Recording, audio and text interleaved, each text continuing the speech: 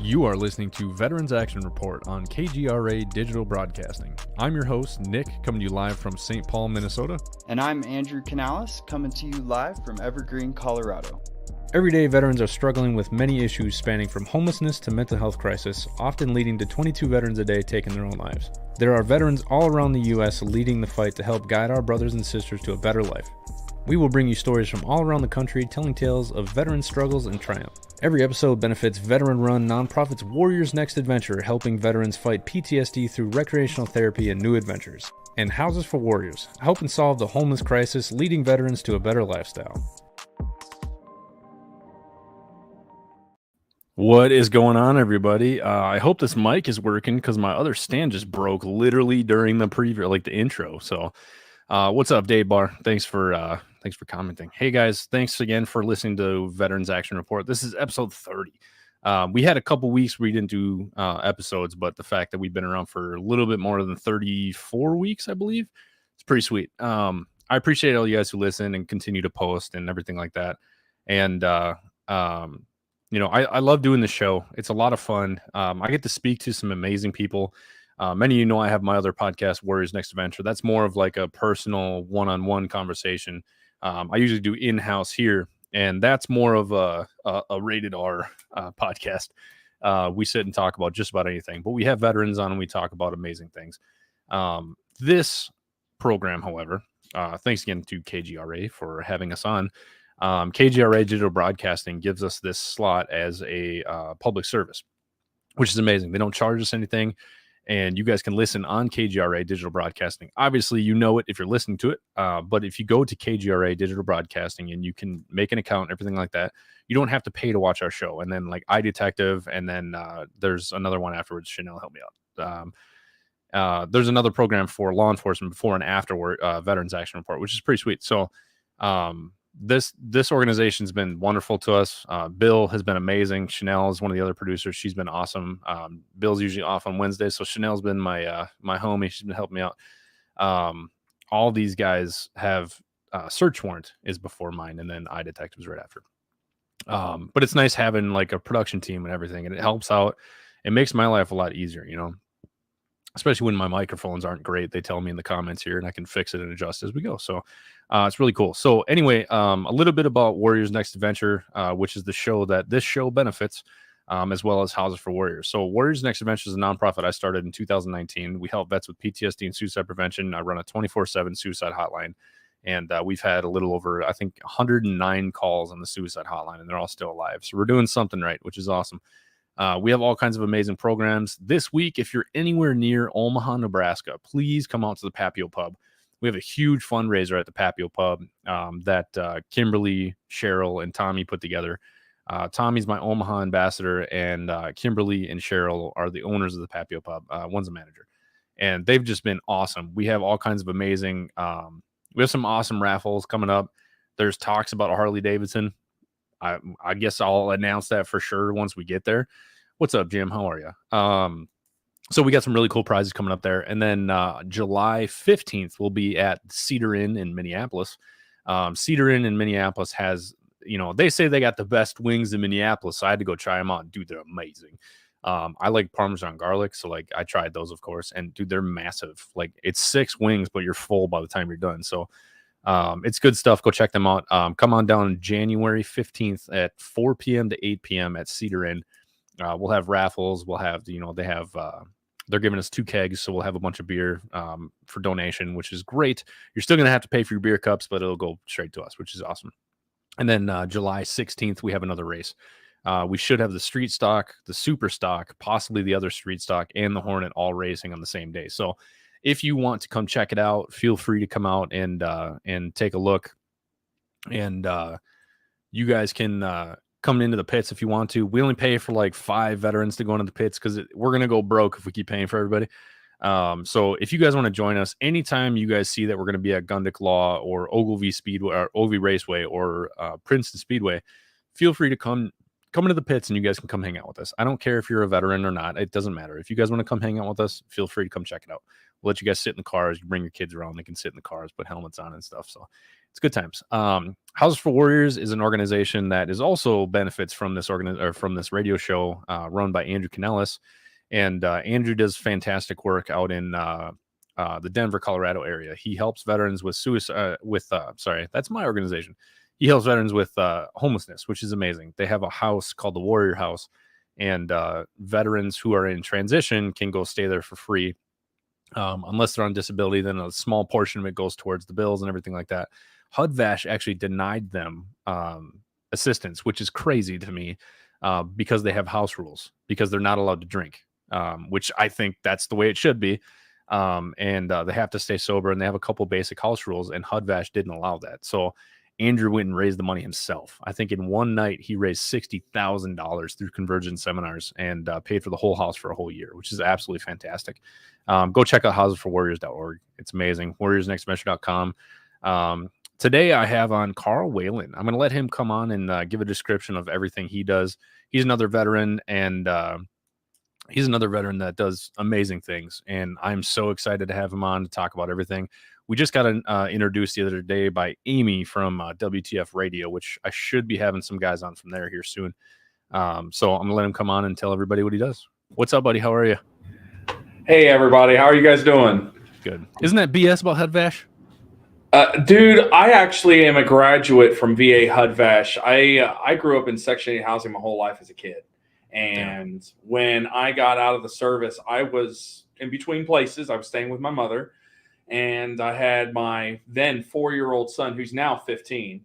But we struggled keeping a roof over our head because at that very time I was struggling to find work. And when I got a job, I would lose it because I would have bad episodes of PTSD and stupid, crazy crap.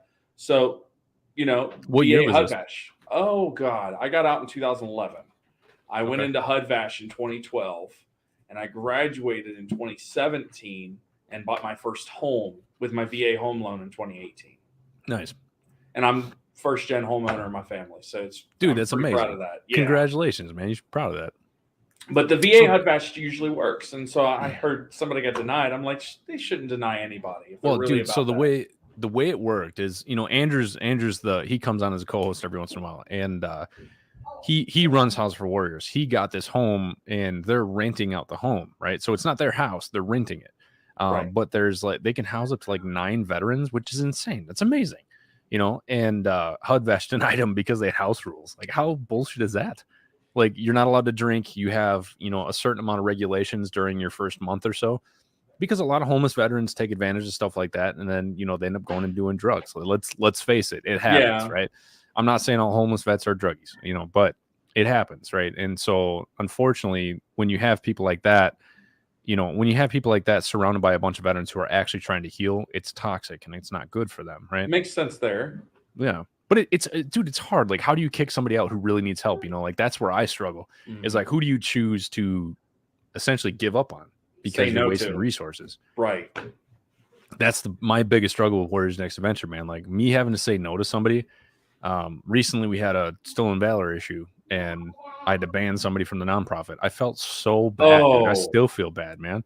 But it's don't lie to get ahead. Don't do drugs when you're getting a fucking free ride. Sorry, I shouldn't swear. Don't. Dude, it's so hard on this show. I try not to swear. But if you're getting a free ride, abide by the rules. The rules aren't going to change for you. And so I tell everybody that no matter what in life, you can't expect everything to change for you. Especially if you're getting a handout, you should conform, But the good thing is he's got a really cool program, and he gets them into their own apartments, and he's an awesome dude, man. Check out House for Warriors, man. They're doing great stuff. Anyway, the reason why I had you on, I want you to tell us about what you do and what's going on. And me and you just kind of confirmed. I can't guarantee 100%, but we're at a 99%. I'll be there August 6th. So why don't you tell everybody what you do? So I'm the executive director and co-founder for Back the Heroes Rumble. My wife and I co-founded this nonprofit. Again, titled Back the Heroes Rumble, 2019. And it was initially Back the Blue, wasn't it?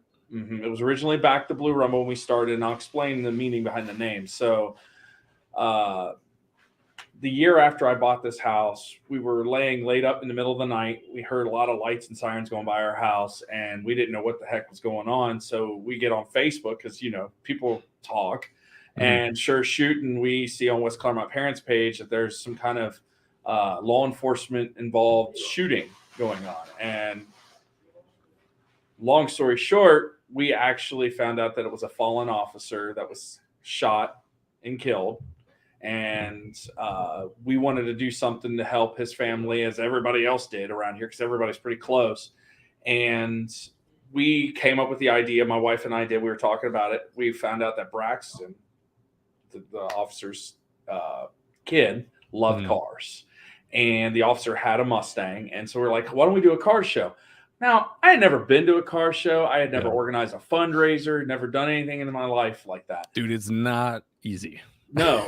Well, we came together with 9 other people. So we had 11 people on this board, and we put on this car show, put it together in 32 days. Wow. And we raised $16,000 for this. How many cars did you get to that first show? 512. Dude, you got 512 cars at your first show? Out of March 9th, cold, rainy, misty day. Yeah. Dude, that's amazing. It was insane. I mean, this community poured out. And, the very individuals that were on with the group that we came together and put the show together with, they are the reason why this thing was successful, because they knew what they were doing. And it was just my idea, But then my wife and I, we had the wheel cogs turning. And I've got a 2-year-old that's like, hey, I want to be in the video. Hey, dude, it's all good. My 9-year-old autistic daughter is quite often on camera. Usually I'm just getting punched from off screen. So it's fine. It's all good. But anyway, we decided we wanted to, it sprung our interest to start a nonprofit. And I never thought in a million years I'd start anything like this. So it was inspired by the show backing a law enforcement officer. So that's Back the Blue. And then we were like, but Back the Blue, that's kind of overdone. What can we do to make it our own? And so we added Rumble. And a lot of people are like, why did you choose that name? Yeah, I was actually going to ask you that, but I wanted to wait for the show. Yeah. So Rumble, the aspect behind that name has a double entendre. On one side, it's explains, the shaking and quaking of the core of losing that pillar of the community, that hero fallen, right? And then the bedrock and foundation of that family also crumbling. So that's the Rumble aspect. But also, more importantly, because our nonprofit has 2 focuses to it, we're literally fighting for our heroes to save lives in the community, a first responder community. There's a lot of talk about, defunding the police, and we were trying to fight and keep them funded, give them what they need, resources. And so that's what Back the Heroes Rumble came into play, because our car show was titled that, but also because we support police, fire, and military fallen heroes with our big show. So that's why we kind of encompass it. Now you'll see the 3-state background in our logo. That's the region we support, because we're was it Indiana, Ohio, and Kentucky, right? Correct. Okay. The cool thing is, like, we were talking the other day, one of my ambassadors is actually in Cincinnati, which is kind of cool. So I also have you ever heard of 22 Until Valhalla? I've heard of them, yes. So absolutely. Guff's one of my best friends, and I think they recently folded. He just got sick of it, too much going on and everything like that. However, if I come out there, like, I'm going to drag him up there so you guys can meet, because he's looking to get involved in some stuff again too. So great dude, great resources, really, really cool guys, a Marine Corps veteran. Well, absolutely. And, honestly, I like to tell people this with our charity. We not only take care of the families of fallen police, fire, and military, honor their loved ones with this big show, and they get all the proceeds of the event. We also have another program, Open Arms, where we do life-saving equipment for first responders. Yeah, we're 5 members. What equipment do you guys normally donate? So you said you raise money for equipment for law enforcement. Are you talking like tasers and stuff like that, or what exactly do you do? I'm trying to see. Oh, I do have one. Okay, give me a second here. Yeah, no worries. So there is 2 main things we try to focus on. I mean, we try to provide all types of equipment. It's on our website. But with firefighters... This is for Todd. I can't help Todd Come on, don't judge. I'm kidding. I'm getting made fun of for wearing a muscle shirt. Hey, don't knock it, man. Hey man, I'm getting I'll there. feel like the Pillsbury Doughboy if I wore one of those. But no, what we do is we try to save lives in the first responder community where they're impacted the most. And so, for example, with police officers, the number one cause of death, gunshot wounds. Okay. And believe it or not, a lot of people are like, well, they got body armor. 83% of law enforcement deaths are with officers that get shot and killed in line of duty when wearing body armor. So body armor is not a save-all, catch-all. So we're providing life-saving trauma kits through our partners at North American Rescue. It's the company that a lot of us in the military may be familiar with, where we get medical equipment as I was a medic in the Army, and we provide these kits to these officers so that actually can save lives. Nice. With So firefighting. Go ahead. Real quick, Todd Archiga listening right now. Sorry, Todd, I probably butchered your name again. He was a cop in DC for like 20 years. One of my good friends. He's a jiu-jitsu black belt. But Todd, if you're still listening, I think I might bring you down here so you can meet these guys. A lot of cool dudes. Absolutely, we would love as many people across the region or nation that want to come to the show. But yeah, let me. So we're always segueing, right? There's so much to share. So this, I got the background photo. How do I turn that off? Yeah, your background is tripping me out, man. I'm glad I'm not high right now. I mean, drugs are bad. I don't do drugs. Medical cannabis is okay. So anyway, so Globe is the manufacturer for these hoods, okay? Okay. Firefighters, the number one cause of death, everybody goes heart attack. Nope. Somebody goes fire injuries. Nope. Cancer. Cancer is the leading cause of death of firefighters. And it's because of the inhalation, right? It's exactly. It's the particulates they're exposed to when combating fires. Now, these hoods, you're like, oh, that looks like the hoods they already get. Well, they do, but they don't get this kind of hood. So the traditional Nomex hood that goes in all the turnout gear for all the firefighters, it helps with protecting them against heat exposure and also to protect their skin from third-degree burns. It doesn't guarantee that, but that's all it was made to do. And you clean it after every run, right? Well, these hoods stop 99.7% of the cancer-causing particulates. So is it because a lot of the particulates not always necessarily inhaled, but also the stuff that just touches your skin and everything? Absorption through the skin, correct. Oh, I never even thought about that. And you know, a lot of people are like, well, why do firefighters need us to provide these to them? Don't they have funding? You'd be surprised how much federal funding is used for paying these guys, for training them, for giving them other equipment. And they'll get a kit, they'll get a whole really nice setup turnout for their entire crew, right? But these hoods, they're $90-something a piece. Damn. You need at least 2 per firefighter, because if you go out in a fire run and it's soiled, you have to take it off, wash it, and then you got another one ready with your turnout gear, because you usually have 2 sets, right? So are you trying to reach that 3-state region, you're doing your best to try to get all of those guys with these hoods? Exactly. Where they don't have them, we provide them. That's what we're trying to do. So how do you guys raise money? Is it mainly the car show?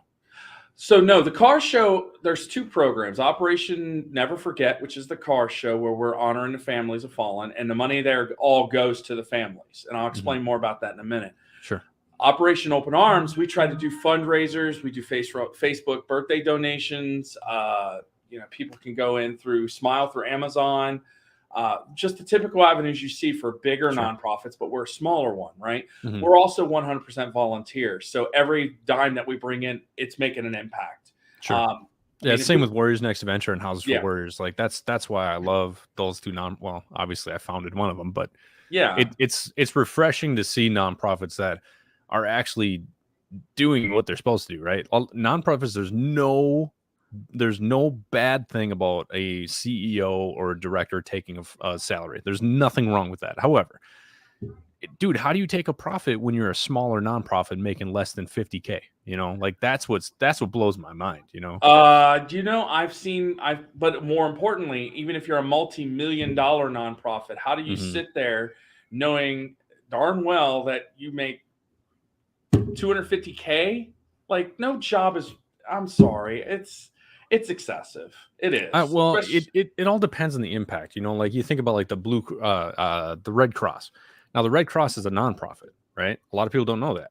Yeah. But you think about it like this: what does a normal CEO make for like a large corporation? They usually make some pretty damn good money, right?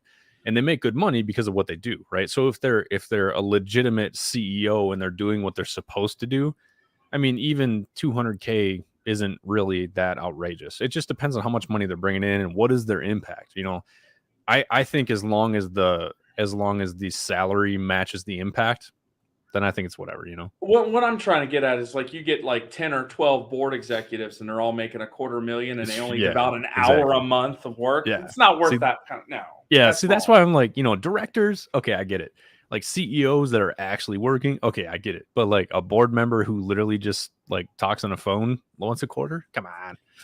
And I don't want to just make it about my nonprofit. I'm going to use a good example. USA Cares, excellent organization, fiscally responsible, transparent to the nine. They only have one person making a salary, and it's $60K a year. And Lord knows they do a lot. USA Cares does.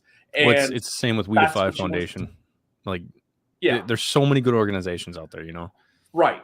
And see that's when I'm like, okay, I don't have a problem with somebody making a salary. But me, even if we did bring in buku bucks to do what we're doing, hey, that means we're making an impact, we're saving lives. I still 100%. don't want to take a dime. I don't need a dime.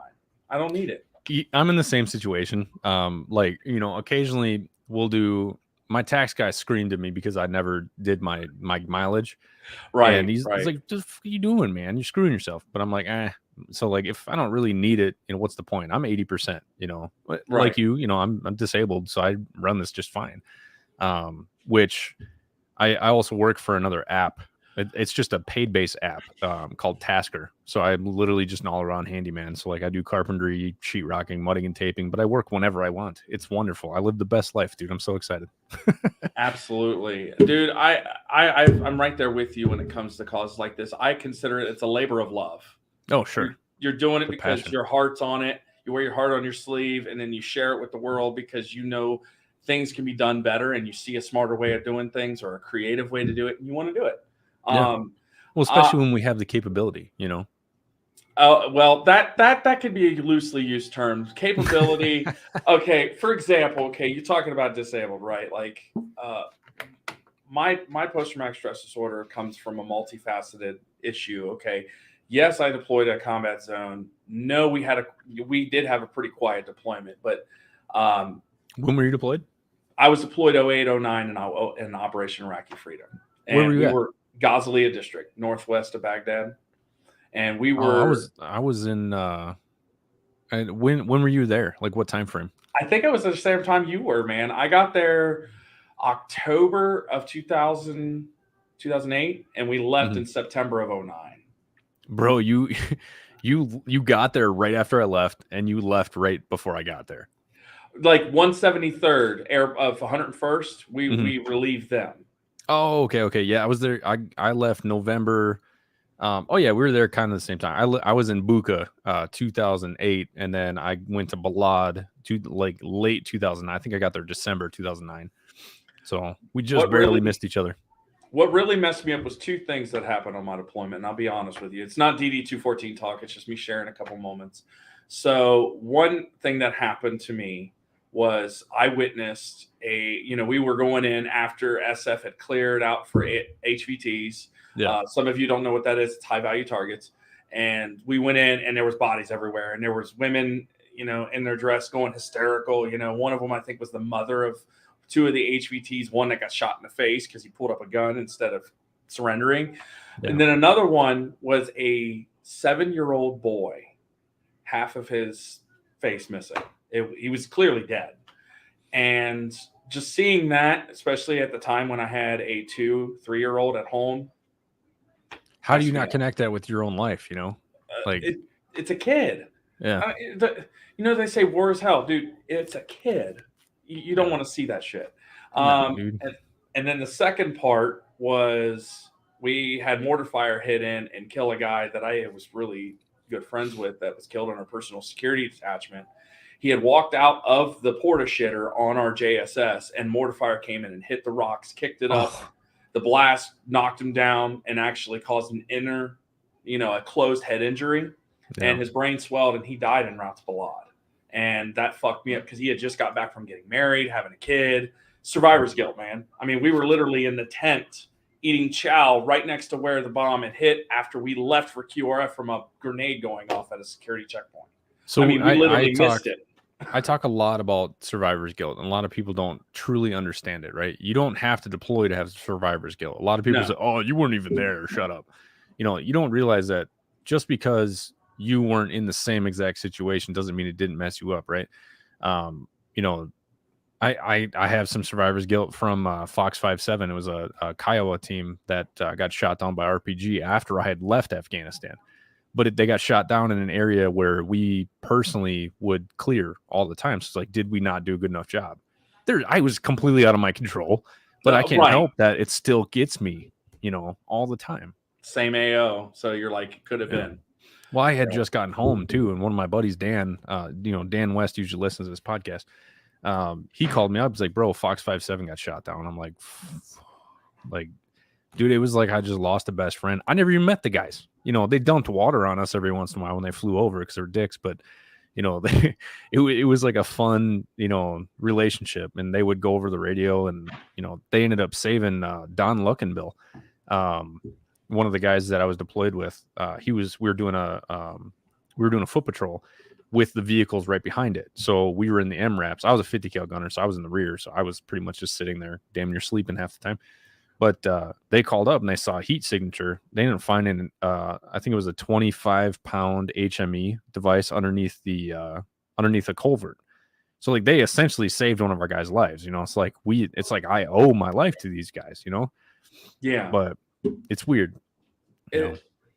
Everybody's deployment's different. I keep telling people, they're like, "Oh, you were a badass. You were a medic." I'm like, dude, the guys that were protecting us, my gunner, which is actually here, he's betting ready to go back to Illinois. Actually, you're probably going to hear his ride coming here and taking him. But anyway, those guys were the badass. They kept us safe, dude. My job is in case you have to, and I'm glad for the most part I didn't have to. Well, you're the guy that we protect the best because if we go down, we need you. Well, and I need them too, man. I remember when the tax up came down around that same time. You'll probably remember what I'm talking about, where medics are told, don't train your guys, CLS guys, to do IVs. The Army's no, don't do that because of high risk. Who the frick's going to do an IV on me if I go down? Yeah, so, and the fact that they stopped letting us do IVs, like in the Air Force, we had something called self-aid buddy care, of course, and then combat lifesaver, which is like it's like rookie level wannabe medics, because like they teach us the nasopharyngeals, the chest decompression needles, and then also like the IVs and stuff. And then towards the end, they ended up stopping letting us do the IVs because it's too dangerous. Like we're in the military, we're literally going to die, like likely if we deploy, It's absolutely ridiculous. Absolutely. Let me tell my comrade, see ya. Like 10 seconds. Oh, okay. Go ahead. I got something to say anyway. Yeah, go ahead. You're good. Plug in for the nonprofit, right? Do you want to just mute it real quick? All right. So, thanks, Chanel. Yeah. So, like a lot of people don't realize. So, anybody who's listening to this right now, if any of you have some sort of survivor's guilt or know anybody who has talked about survivor's guilt, it's something that can really damage you if you don't take care of it, right? So a lot of the typical like, oh, suck it up, quit being a bitch, I hate that crap. Like certain things affect people in certain ways just because you didn't have the same experience. You could have been in the same battle with somebody, but a bullet whizzed by my head and it didn't whiz by yours, and you're fine. I'm messed up, and you're like, well, why are you so messed up? You got to start thinking about like everybody experiences things in their own way. Everyone has their own, their own way of seeing things. And so a lot of guys who never deployed technically can still get PTSD from survivor's guilt, stuff like that, just because like we ended up losing somebody that either we were close to or just like general, we just generally knew them. So that's something that people should start thinking about, especially if you're starting to judge others for like who are really struggling. Looking at survivor's guilt as something that isn't just, it's not just somebody complaining. It's somebody seriously experiencing something, But hey, Carl, why don't you tell us a little bit about the event on August 6th? What is it? How do people sign up? Real quick, I just want everybody to know, if you want to look at the link for the car show, it's actually in the description. So just go back to the description, click that link. It'll take you directly to the pre-registration. I appreciate that. Yeah. So the show is on August 6th. It's a Saturday. It's always the first Saturday of August every year. And it's at the Batavia Township Park. The address is in the link on the website. You can find all of that there. If you want to register a vehicle to show off and possibly win a trophy, we bring literally concourse judges from across the nation to come to the show and judge. I'm not kidding you. Awesome. These guys are really well experienced. Over 125 years of combined judging experience for those high grade, like Mecum auction quality cars. Oh, so wow. These guys So, are like, really good. You actually do like trophies and everything like that for like best car. Like, what are some of the classes that you guys do? So we do by decades. So 1940s and older, all the way up to modern class. We do truck. We got Jeep. We've got Dodge. Well, we call it Mopar. We got Mopar. We got Ford, Chevy, or GM, as most people call them. We've got law enforcement's most wanted vehicle to show, firefighters' hottest to show, military vehicle of honor. We even give out a car club trophy where they have their name engraved on it, and we keep that. And then whoever wins the most years, we give that trophy to them. That's accolades, bragging rights. And then you get a glass take home every year, whichever club brings out the most vehicles registered. And so with this show, man, I mean, there's 60 trophies. And a lot of them are crystal glass trophies. Like, these are the kind of trophies you would think you would see at like a corporate executive gala or something. I mean, these are high-end trophies. And you could see on our Facebook the pictures for that car show, 4th annual Back to Heroes Rumble car, truck, and bike show. You find it on Facebook. You can see pictures under the discussion on that page for the event of the some of the trophies that we have. Nice. And yeah, I'll be sharing some stuff on Veterans Action Report Facebook from your organization, so people can kind of take a look at some of that stuff too. So, no, I appreciate that, man. Thank you. Of course. But really, while you're showcasing what we do as far as the show, I want to showcase why we do it. So we all feel like a brotherhood's connecting us, whether we're law enforcement, first responder, or military, right? Mm-hmm. Every year we alternate between police, fire, and military that we honor. And this year we're honoring 2 of the fallen 13 from last year. It happened right after our last year's show, and we knew right away we wanted to honor somebody. And so we went ahead and had the 2 that were from our area, from the Ohio, Indiana, Kentucky region, which is Maxton Soviak and Humberto Sanchez. Both of them are being honored. But we're not leaving it just honoring them, even though the proceeds are only going to those 2 families. We are also cordially inviting that any of the other fallen 13 families that want to be there, they can be there. I know that Kelsey Leinhart, she's a survivor from the war, from the incident that occurred. Is she coming? I don't know if she's coming. I know her mom's expressed that she's going to be there. Stacey. Bro, if she shows up, please give me an introduction. I would love to talk to her. I will gladly be right there with you, shaking her hand, thanking her. That would be amazing, because I want to offer my services to her too. You know, like I can't imagine going through that, you know, especially when there hadn't been a death in 18 months in Afghanistan. Well, more importantly, you know, how we in our brains go, you talked about survivor's guilt. Could only imagine. I couldn't even imagine the heaviness of what she goes through, not only surviving, but in having a battle every day to get back to feeling somewhat semblance of normalcy. Sure. I'm praying for her, man. I know we all are, but it's just, it sucks to see somebody go through that. Imagine being there too, like on that last plane that was flying. I still remember I was so emotional that day. I couldn't figure it out. You know, I had to call a bunch of my buddies to try to just kind of figure, am I crazy? Like, why do I feel emotional? Like, what is wrong with me? But watching that last plane take off, what was that, a C-17? And all the people that are trying to cling onto the wheels, and they ended up finding a dead body in the wheel well when they landed. It's just ridiculous. Imagine being some of those people that had to see that stuff, you know? I mean, it's war, but still. I never set foot in Afghanistan, man. But I have one on our board that has, and it was a really rough time for him. And when he heard we were honoring two of the fallen 13, his ears perked up. He goes, "We're going to go all out on this," because he's the co-chair. And I'm like, yeah, I agree with you. And there's nothing we could do to replace those lives lost. There's nothing we could do to give Kelsey back what she lost and then some. There's nothing we could do to do that, but we need to, as a community, let them know that we love them, we care for them, and we're there for them, not just because of their sacrifice, but because their willingness that they said up into including their life. They wrote that blank check to say, not on my watch are these innocent people going to be left there high and dry. She was even there trying to make sure that these kids and these people got out of there before the terroristic organization took over. And it's just, we know how disgusting some of those terrorists can be. And it's I mean, I've seen some of the crap they've done. There was a tanker explosion when I was in Afghanistan, and like 30, 40 villagers blew up because the Taliban was using sticky bombs at the time. Popped a hole inside of a tanker, and everyone was filling up diesel in these buckets. They run by, stick a sticky bomb on the side of the tanker, and blew up a bunch of people. And we were just right around the corner too, so like we could damn near feel the heat from that thing, man.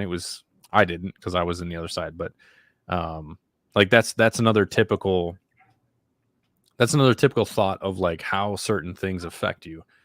There's certain guys on my team that actually walked up and were like literally standing next to burning bodies, and I just saw it from afar, so like, I still saw it, but like it's kind of it didn't affect me as much as some of the guys on my team, so like that's something like I want to talk to her about coping mechanisms. That's the main thing. It's like you said, you can't take that stuff away. You will never delete a trauma from your brain. It's not going to happen, but you can learn how to cope, and you can learn how to survive afterwards and create a new life after. Is she still in the military? Did she get out? I don't know. Somebody said turn down Moana. Hey guys, turn off that video stuff. I've got a 2-year-old next door, guys. It's all good, bro. It's all good. I didn't realize it because I'm not listening and paying attention. Yeah, no worries. It's all good. Like I said, man, my daughter has come in here a couple times and like tried strangling me on camera. I'm like, all right, well, I guess this is part of the show now. It's all good. It's the juggle of watching over a kid and doing what we do. I apologize, but hey, don't worry about it. It's all good. So truth be told, I mean, everything you guys are hearing in the background, that's my semblance of peace too. I mean, after all the hell we've been through and the worry of not making it home, to have the luxury of being able to come home and see these kids, we don't take that for granted. Yeah, dude, I still love sitting on the couch watching movies with my kids. Like if I can sit literally all day, like when it was hot as crap the other day, it was like 102. We stayed in the house and just sat there and watched. Well, I was working for a little bit, but when I came home, dude, the best thing in the world is just sitting down with my kids on the couch. I love it, Yeah, I mean, so the other trouble that I have with putting on this car show and was running this nonprofit is I'll be in the middle of a phone meeting with potential sponsor for one of our big events, and I have to say, hold on 1 second, because he's fussing and crying, and it's like, it's a juggle. It's part of it, man. Like I had a phone call interview. It was a pretty important person that I really needed to talk to. And right at that moment, my youngest daughter, her name is Charlie. We call her Chucky for many reasons. And so she was just acting like typical Chucky. And she ran over and closed fist punched me in the face. Right. So she's 100%, she's nonverbal. She doesn't talk. She's pretty cognitively delayed, and like just out of nowhere, she'll start freaking out. And like all I can really do is just try to keep her happy, And dude, right in the middle of this phone call, it was a Zoom call too. Just out of nowhere, you just see a fist come and hit me right in the face. I'm like, sorry guys, that's life. So this is doing this organization. It definitely heals my inner peace, gives me inner peace. It heals my PTSD in a sense that gives me a sense of purpose, gives me some semblance that I'm actually doing good, because, I would have loved to have been on fly on the room when the VA is like, hey, you're severely handicapped from employment because you struggled finding work as a nurse when you graduated nursing school, paramedic school after you got out, you couldn't go because you had a bad back. So we're just going to take that burden off your shoulders. And I appreciate that, but I can't sit at home and just do nothing. I just can't. That's the one thing I talk to many of my veterans about that are 100% disabled, right? What are you doing with this opportunity, right? because what's it, $3,200 a month, to be 100% disabled. It's not amazing, but it's doable. Like, you can get another job if you want to. But if you have that, why would you not do something you're passionate about? Find a job that you love. Find something that you truly want to do. Our main three things that Warriors Next Adventure focuses on is sense of purpose, camaraderie, and adventure. Because those are the three things that humans need, especially men, right? Yeah, women need it too, but men need that in their lives. We need adventure. We need purpose. We need a reason why we're here, right? So most men's value is based off of what they can provide, right? Not just financially, but like, what do you provide to the world? What are you giving back, right? And then you start an organization. I know you feel the same way I do, but you start an organization and you literally live purpose every single day. Like when I get a phone call, at 3 o'clock in the morning, I jump out of my bed, I grab my phone because I'm like, this could be a veteran who's struggling. And 9 times out of 10, it is. And I'll sit there and give them all my time. And my girlfriend still hasn't really figured it out yet, but like, this is so much bigger than me. This nonprofit is more important than myself. It's more important than me. My self-care is built into the nonprofit. I love race cars. I love wolves. I love climbing mountains, all that shit. It's all great. But the main focus is the suicide prevention aspect and getting people to learn how to live a better life. And with you actually taking your 100% and then deciding, you know what, I need to do something with impact and starting to do something like this. Imagine how many firefighters and law enforcement and veterans you've impacted since you guys started. How many years have you been around? You're muted, bud. Ha! So we were established in 2019. Okay. Of course, everybody wants to bother me when I'm busy. This always happens, right? It's all good. What month were you guys started? So March of 2019. So right after we Okay. did the show for that fallen deputy. And Yeah, we started in April, so we're right along the same lines, man. And I'll tell you, when we put on that first show, we decided let's do military so people know that we back all our heroes. And we did a show for Sergeant Joseph Coletti, who was also killed in Afghanistan. Okay. He was killed by he was EOD, and Okay. and a bomb went off, and then they got ambushed, and small arms fire wounded him. And Do you know when this was? it was that year. It literally happened late March, I do believe, of that year. Okay. Late March, I think. If I'm quoting the date wrong, please. I'm going off memory. My memory's sometimes That's okay. It's You're on our not doing website. it for malicious purposes, so it's all good. But at the end of the day, I mean, we were able to raise $1,500 after the cost for the event. It was our first year, so we didn't have a lot of following and sponsors. Yeah. And I think we did really well. We had almost 200 show vehicles. Flash forward, last year was our biggest year. We had 300 show vehicles. We had $7,300 raised for 2 fallen officers' families. And they're coming back this year to welcome the families of the fallen soldiers we're honoring this year. And we're building that network where they come back and it's a welcoming team. So they take them in and they can share each other's stories and cope and support one another, because it really, they need a village to be there for them. Because all after the dust settles, after you honor them, they'll have processionals after the person dies and everything. And then there's just silence. And there's nothing more deafening than that silence. Well, you think about it like this, there's always a gap between the burial and the realization that that person's gone, right? That gap is terrible. But like, once you accept the fact that this person is no longer here with us, there needs to be some sort of continuation. Right. I don't think people should let a death affect their whole life. Like, certain things happen, people die, and it destroys people. But we can do good things with that, right? Death, you can use death as something good. A lot of people get pissed at me when I say stuff like this. Like, well, how are you going to let somebody die and just be happy about it? That's not what I'm saying. What I'm saying is, choose to use it as fuel rather than let it destroy you. And what you guys are doing is giving them an avenue to use, everything that happened as fuel. How are we going to help other people, move on from these things, right? Not forget, but move on. And I'm really excited to come out there and check out what you guys are doing, man. It's we're trying to do things bigger and better every year, and because we want this to be a memorable, positive we're not celebrating their death. We're celebrating their service. We're celebrating their legacy. That's what our motto is. It literally is honor their sacrifice, support their legacy. And, our bottom line is their legacy is the memory they left behind, the family that they left behind. And we don't want that to die, because once that dies, what's left, right? Lest the nation be weakened by forgetting those who have fallen, right? You can't forget about their sacrifice, because then you as a nation are weaker.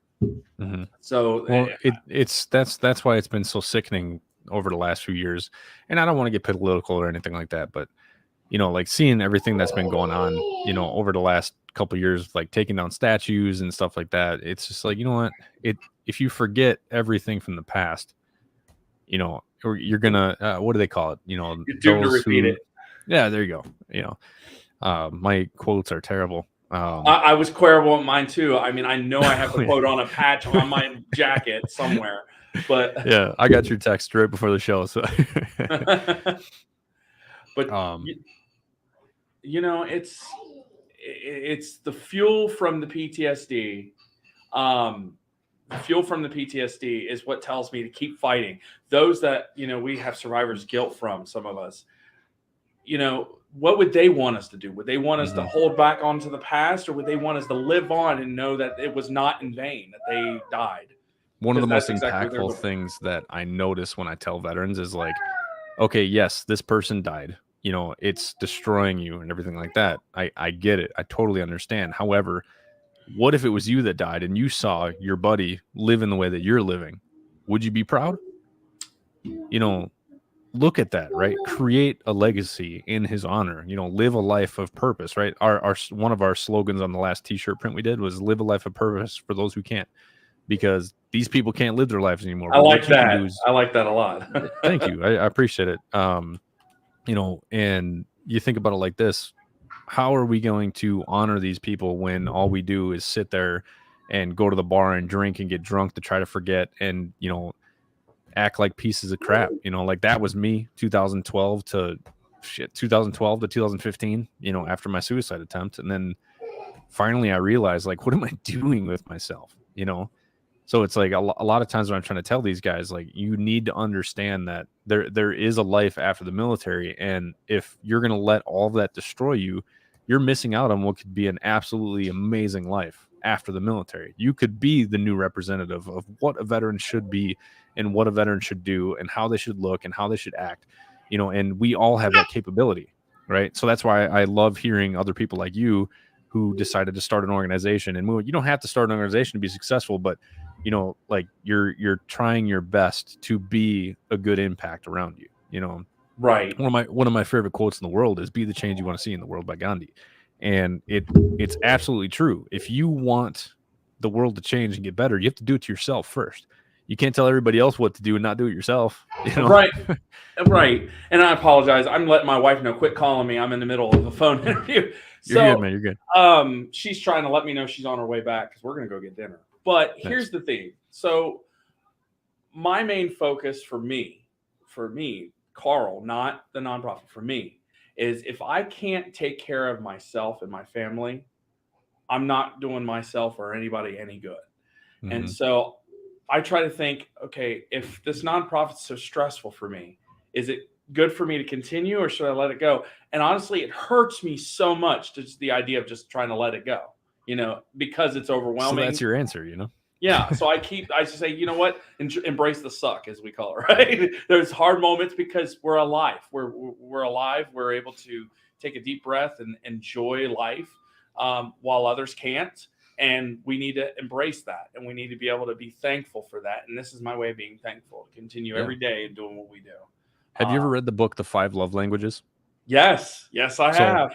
I talk about this all the time. I'm pretty sure the guys who listen to every episode, you've heard me say this 100 times, but most veterans are actually acts of service, right? So what do we do when we join the military? We're joining to serve our country, right? Some people are just trying to get, benefits and all that stuff, but eventually it turns into service, right? And when we get out, we lose our service. We're not serving anything anymore. Now we're just a bump on a log. That's it, right? I guarantee most veterans if they started serving some purpose, whether it's another organization. In Minnesota alone, there's somewhere around 300,000 veteran companies or nonprofits that are serving veterans.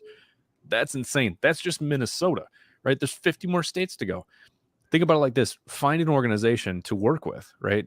Start your own if you want to. And plus, if you want to start one, give me a call. I help start nonprofits.